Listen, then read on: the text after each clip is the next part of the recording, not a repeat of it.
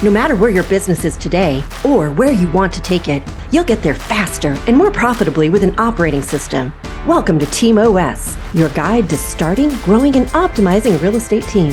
Here's your host, Ethan Butte. This episode of Team OS features Phil Gerdes, who does a fantastic job walking through ideas around lead efficiency and lead conversion. Work ethic, how to make sure that you've got it in the folks that you're bringing onto your team, why Phil left sales production, and why he returned. Specific questions, 4 of them, that an agent thinking about joining a team should ask a team leader. Specific questions that an agent thinking about starting a team should be asking themselves. We recorded this conversation in person at FUBCON at the JW Marriott LA Live in downtown Los Angeles, where there was a very active protest going on right outside the room almost the entire second half of this interview. I just mentioned that because John Zambrana, a fantastic team member, took down that sound as much as possible. But if you notice it, that's what you're hearing now. FUBCON session with Phil Gerdes. So Phil, to get going, I would love for you to share a must-have characteristic of a high-performing team. Must-have characteristic of a high-performing team. I'd say people have heard it, work ethic. Yeah. Like you've got to, and not just from agents. I think that that's part of where people sort of miss it sometimes. It's like, I want my agents to work super hard, but I actually want my staff to take ownership, value, and responsibility for what they're doing, and ultimately their department, especially department heads. I want you to treat your department like it's a business in itself, and how do I take absolute value and ownership of it? So yeah. A couple key words in there, this idea of ownership and accountability. Yeah. I think when a lot of people hear hard work, they kind of get into like hustle and grind and all these things, and like just more hours. Yeah. And of course, really the answer is both and. Exactly. It is. So when we start talking about leverage, it's not work less hard. It's just put your time where it's better spent. Exactly. But go into like work ethic from you've built an organization. Mm-hmm. You have people leading teams of people. How have you probed that before inviting people into this journey and mission and effort to build your business with you? Like, how do you test work ethic? Yeah. So I used to hire and I used to fire. And we learned that if I like you, I'll hire you. And if I like you, I'll never fire you. And so I'm the worst person to hire and fire. So now our operations manager is fully in control of hiring and firing. But we had a talk recently, and it was just to remind her that what you're told in an interview is oftentimes not who the person is. That's who the person they showed you they is for the purpose of getting hired. So now we do 2-week meetings, 30-day meetings, 60, 90, and 120. And it's just constant question. It's like, are you the right fit? And then are we the right fit? Because we might not be the right fit for them. And either way, it's okay. But like, I want you to be hardworking, but I also want you to be hardworking above and beyond the idea of I'm out there talking with clients. It's when you don't have clients to talk to, what are you doing? It's the old saying of like, what are you doing when no one's watching? Right? So the accountability is there, like you mentioned. Who are you accountable to? Ultimately, are you accountable first to yourself? Or do you do what you say you're going to do no matter what, even when you say it just to yourself? And then when it gets really, really hard, and if you can find a way to get it to be hard early on for people, I think that's the win, right? When it gets to be hard, where do you go? Like, are you the one that's going to hide behind the chair? Or are you the one that's going to step up? When everything's hitting the fan, do you rush in or run out? Mm-hmm. So finding ways to create environments like that. And it doesn't have to be crazy. I mean, we're in the office, we're in a meeting, we do role playing. Who's the first person that says, I want to go first, right? Who jumps up to go first? That's the one that I want to pull them in, and then I want to transfer my skills to that person the most, mm-hmm. and ultimately continue to do that until I feel like they can then do the same for other people. Yeah, I love it. It makes me want to, you had me envisioning a team interview where you offer that in a group setting. Where you had to, It's funny. So one thing you just shared there, kind of underneath all of that, was some self-awareness about what you are good at and what you're not good at, what you enjoy doing and what you don't enjoy doing. Take us back to maybe when you started building a team.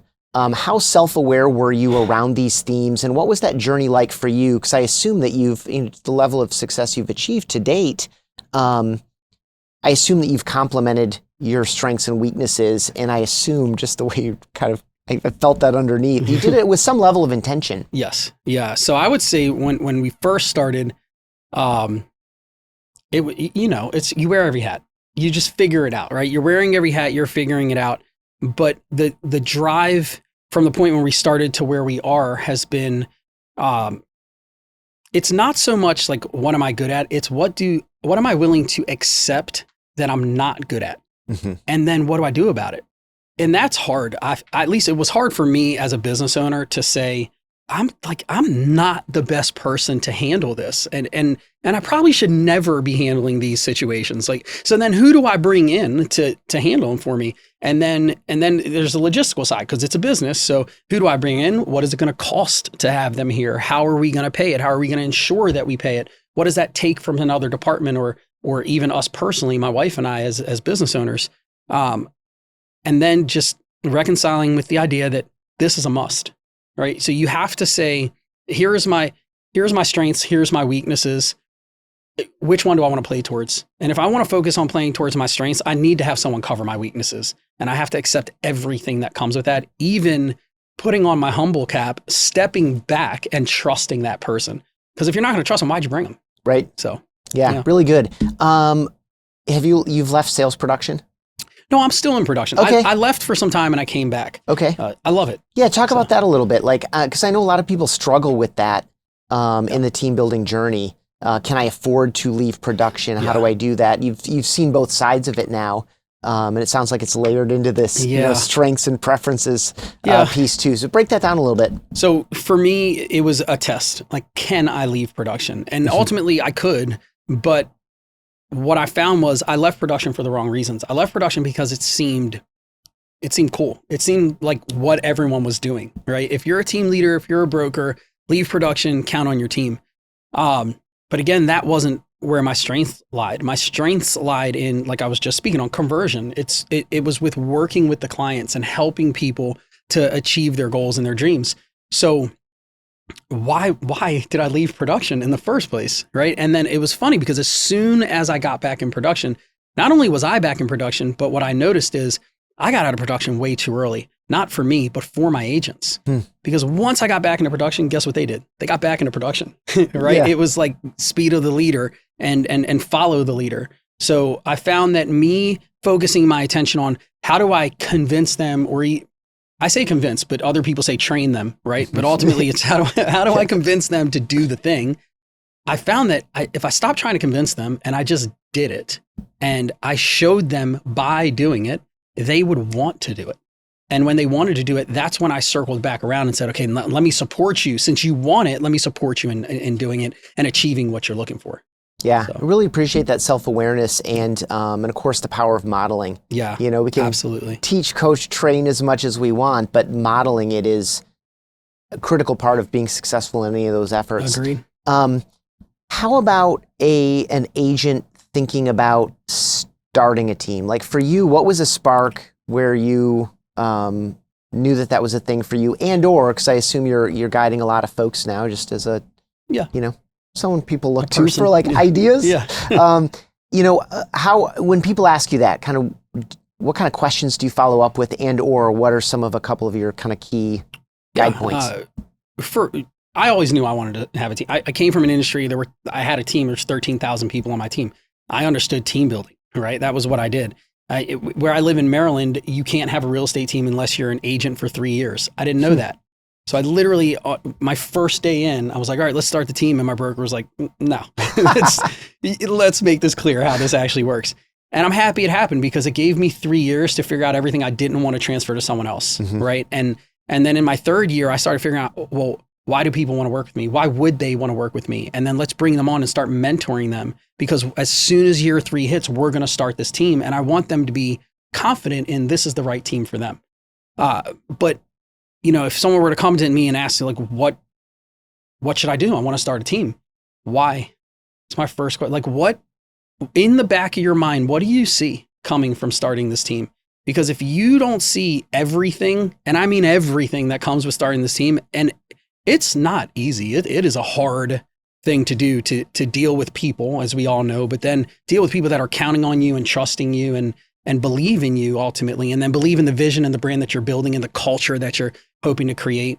If you can't accept the pressure that comes with it, then it's not right for you. And then also, if you can't accept the obligation that comes with it, because the reality is, if there's 10 people on my team, I'm one person, but ultimately those 10 people see me as their one person individually.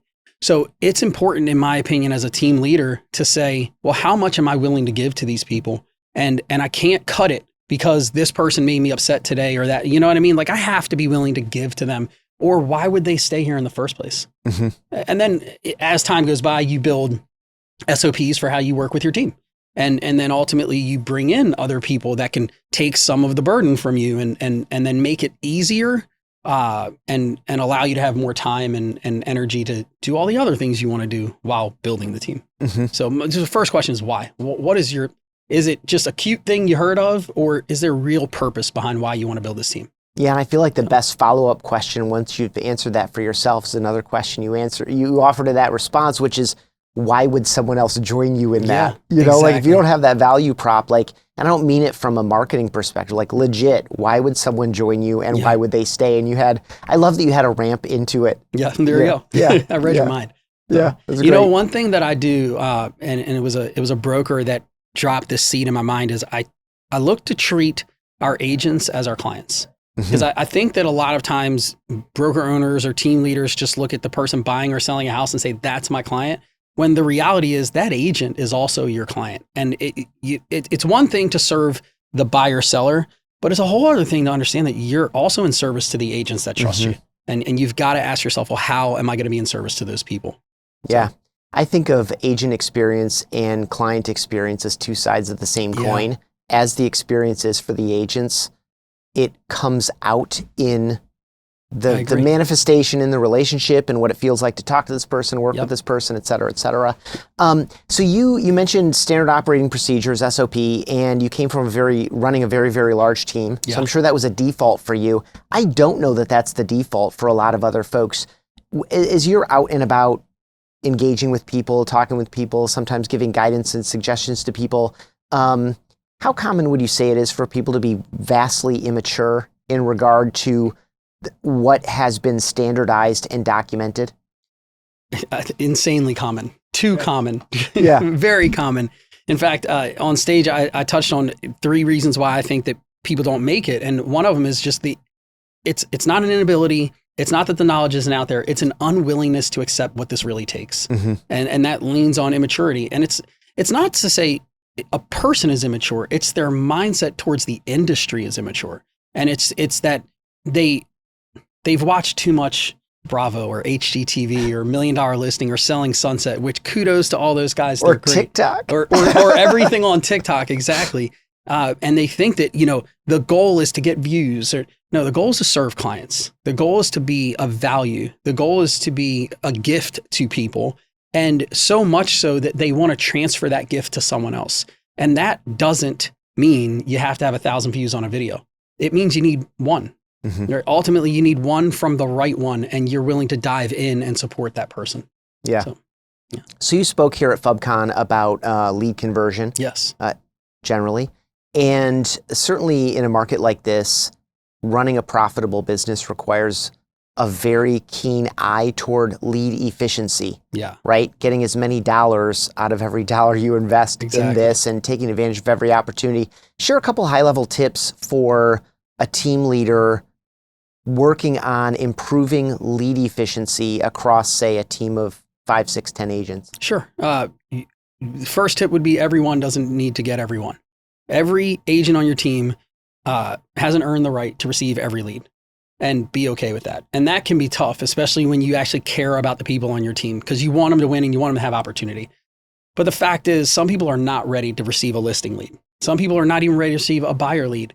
So putting yourself in a state of understanding that it's better for the company and ultimately better for that agent to dive more into training and supporting that person so that they are prepared and capable when the lead comes in than just giving them a lead and getting them blowing out. Because when you blow out a lead, that can do something to that agent's confidence level. And for some people, they never come back from that, you know? And if they do it enough, they think that, well, I'm just not good at leads. No, it's not that you're not good at leads. You just never had a real opportunity to learn how to do leads, right? So the next thing I would say is probably to stop training on everything. And this is something I had to come to terms with. Like, I don't have to train on every single topic in real estate. If you want people to get great at listing leads, why are you talking about anything else in training? Like, I have this idea that people confidently do what they're most confident in.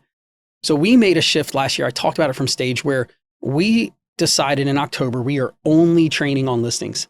Every single training will live in a listing space in some capacity. And it wasn't how are you going to get a listing lead? It was when you get the listing appointment booked, what's everything you do from there? And what we found is, for example, last year, just for context, we sold 196 homes and we had 70 listings. By July 1st of this year, we did 84 listings. So massive shift because we took a massively different approach in how we looked at leads. So when you're looking at leads, everyone doesn't need to get a lead, but also what do you want to focus on? What do you want to build your business on? And that's all you should train on. And then from there, I would say, take a lead every now and then. You know, even if you're out of production, the mistake I think a lot of leaders do is they lead from past experience instead of present market experience. And I would argue that it's super important for people to start saying, yeah, well, I know I'm speaking to you based on what happened 3 years ago, but 3 years ago was a COVID market. It's not this market, right? So how do you know what's happening? You get in there in the trenches and you just test it out and practice yourself too. So yeah, so many good tips in there. I mean, categorized into 3, but layers inside each one. Yeah. I appreciate this idea of how fast the market changes. I mean, it really is. I mean, it's just staying in touch with that. You talk about that a little bit. You just gave a very specific way to do it. You also are actively still in production, so you're already doing it. But have you share anything that comes to mind around this idea of ways for someone out of production to stay in touch with the market? Is it staying in touch with agents more often? Yeah, it could be. Yeah. I think it very much so. If you're out of the selling market, again, your agents are clients, so you're not out of the agent market.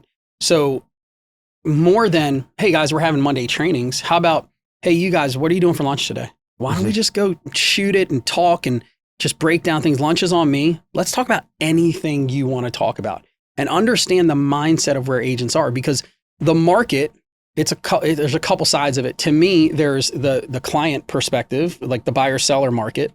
There's the agent perspective, the market that they're building. And then there's the actual real estate market and what it's doing with or without any of us, right? Yeah. So I want to understand all perspectives. So if I want to stay in the market from an agent perspective, then I'm going to look at the market and I'm going to meet with agents and talk to them and figure out what's going well, what's not, how I can help, what we can develop. And if you really want to develop something, include them. Don't include them in just the ideas, include them in the development of the ideas. So now it's their baby and they're more connected to the culture of what you're building. And then from the client perspective, one thing I tell my agents, if we have a closing in the office, come get me. I want to talk to your clients when it's said and done, right? Like I want to ask them how it went and tell them, what was your favorite part? What are you most excited about? What's your favorite aspect of the house? Where are you going to sit first when all your furniture's in? I want to know all of that, what that experience is like for them. Why did you choose this house, this neighborhood, this community, this town? And then from a market perspective, stay aware. And I think for a lot of real estate agents and team leaders and brokers, it just can get boring. It can get boring because there's just so much information. We're constantly bombarded with information, and to the point where almost like, what is even real anymore? All right. But the reality is your job as the leader is to know the market. And you must know the market. So you have to take time. You have to block out time to actually dive in and watch the podcast, read the articles, and know what's going on nationally and then statewide and then hyper locally, what's actually going on. So, and that means you also got to get great at research, because if you don't know how to research, you're not going to get the right information. You're going to get the information that's thrown in front of you, but not all the layers underneath. So. You just reminded me of accountability to yourself in terms of putting that time block on and actually honoring it. Yeah. Because I can think of 10 reasons why someone would let that go, you know? Yeah, it's funny. Even in my own work, which is not real estate directly, I just get the privilege of talking with people and learning and sharing. To me, it sometimes feels like I'm not working. I should save time in the evening or time on the weekends to like watch that video or listen to that podcast. Like, it doesn't feel like work. Yeah. But it's also fun, as you already well described, and it's fundamentally important to your success and your ability to serve other people. It is. And it doesn't feel like, I agree completely. It doesn't feel like work when you're doing it, and almost to the point where you sort of feel guilty until you need it. And when you have that conversation 2-3 days later and you realize, wow, that came from that research I did. And that's where you can reinstill the value in doing that and taking the time and saying, yeah, you know what? I could have been out in the bullpen talking to agents, but I needed this time to fill myself up, to learn what I maybe didn't know, and then ultimately to have it in my toolbox or my kit for when I need to pull it out and do work with it. Yeah. So speak to a solo agent who's inside a brokerage who might be better off joining a team because it's going to complement their strengths and weaknesses better than continuing to do what they're doing, which is to be generally largely responsible for everything, which no one is good at. Exactly. So speak to that person a little bit. Like, how might they consider, or perhaps even how should they interview? Because you did a nice job talking about this needs to work both ways. Yeah. Give a little bit of advice to that agent. I think for the solo agent, I think, listening to a team leader, you would always think that they're going to say, just join a team. And the reality is, I'd say 90% of the people, or some odd 90% of the people, should probably just join a team, but not any team. There's a few key elements to the team that you're going to join and the interview that you're going to have that I think are super important. Number one is never ask about splits. Now, I realize that that's the most important thing on so many people's minds. But just understand, like, if you wanted to be a doctor, you would never ask your college, you'd never ask your graduate school, how much am I going to get paid? Because the answer is none. You're paying them. Okay, right? But 8 years after you become a doctor, you're paid. You are the surgeon. You're the one, right? So don't worry about splits. And people would say, well, that's not, I got to survive. I got to live. I get it. You do. Find a way, but this isn't the time. Number two, be hyper honest with the team leader. And when I say that, I mean, if the team leader is saying to you, well, what do you want? If your want is to be with the team for 3 years, learn everything you can, and then go start your own team, just be honest with them and tell them that so that they can help. Because a person that actually cares isn't hurt by that. They're not threatened by that. They're excited about being a chapter in your book. Yeah. And then the next thing I would say is, do not join a team that isn't exceptional at marketing. And you as a solo agent will not make the team exceptional at marketing. And it could, like, you're great at marketing, so if I join this team, they'll probably do what I think to do. If they were going to do it, they'd be doing it, right? There's plenty of people they can mimic. If they're not doing it, they're the wrong team, because marketing is key. And the last tip I would give is, when you find a team that's exceptional at marketing, find out if they're interested in marketing you. Because the brand is amazing, but like for our team, one of the missions that we have is, I not only want to build the team brand, but I want to build the brand of every agent within the team. And when we first started the team, my wife and I had the conversation. I said, I want to help people become so good that they have every tool they need to leave us. But I want them to love where they are so much that they never do. Man, what a delicate balance that is. It's so good. I would love to ask you, we don't have time now, but we will have another conversation, Definitely. Phil, I promise. Or I request, I guess. I'm in. Cool. Just that balance of, it's the individual agent brand, it's the team brand. I know that's a fear. You also talked about splits. I know that's a big fear for a lot of solo agents. And then there's also in the mix, there's the corporate brand in some cases, or the franchise or whatever. Yeah. And that they all need to work together really, really well. And I think really good guidance across the board. This has been awesome. I've enjoyed it very much. Before I let you go, I would love for you to share either your very favorite team besides your own real estate team, or the best team you've ever been a member of besides your own real estate team. My favorite team in anything? Yeah, anything. Oh, goodness. I wasn't ready for that one. My favorite team in anything. Or a team you love to root for. I'm not. You don't have to find the very best. Great. I'd say a team I love to root for right now is Colorado. Yeah. College football, Colorado. Yeah.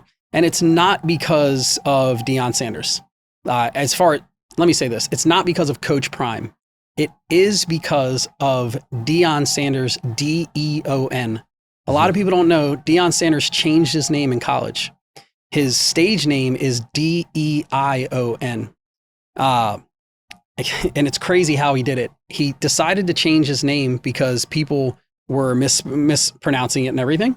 But he thought about the old McDonald's song, E-I-E-I-O. And that's how he decided to change the spelling of his name, E-I-O. So he spells it that way. Now, why do I root for them? Because he calls every one of those boys his son, even though 2 of his sons are on the team. He talks to them like people, and he doesn't see them as a product. And he could be faking, but it doesn't seem that way. He actually cares. Like, one of the best players in college football right now wants to get on the field, and Deion Sanders refuses to let him get on the field because he says that your future is more important than the game we're about to play. So you will heal from your injuries and we will take care of you, and then we'll bring you back, because it's more than just money. It's about people. It's about service. It's about submitting. It's about caring. And if you take that approach, then I don't see how a person can lose. And so that's why I'm rooting for Colorado right now. Love it. I have a feeling you have 20 more minutes of explanation underneath there. Just around culture, leadership, culture change. There's a case study there too. There's so much there. Really appreciate that offering. Definitely. Really appreciate your time with me and all the advice that you shared. And continued success to you, Ethan, Phil. thank you. This was great. I appreciate it. Thanks for checking out this episode of Team OS. For email exclusive insights every week, sign up at realestateteamos.com.